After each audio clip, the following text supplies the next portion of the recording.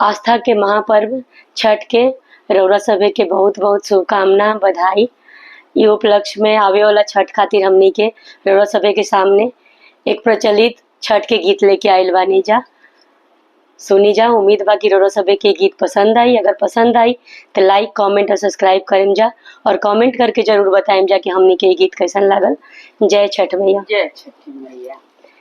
Copy copy बोलेली छठिया माई, सुनिए सेवक लोग, सुनिए सेवक लोग।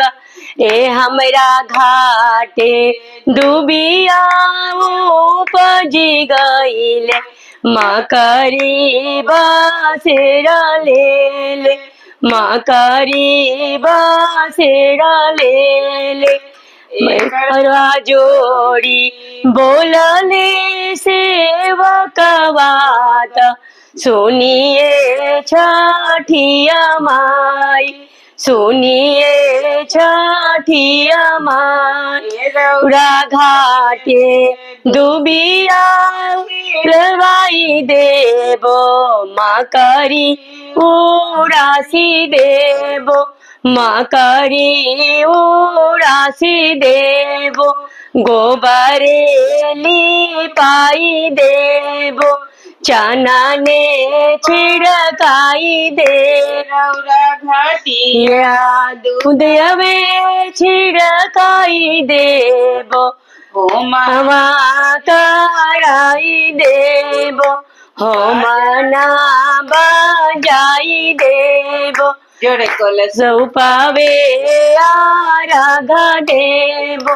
ए कोपी कोपी बोलेली छठिया माई, सुनिए सेवक लोग, सुनिए सेवक लोग। ए हमरा घाटे डूबिया उपजी गईले, मकरी बासेरा लेले, मकरी बासेरा लेले।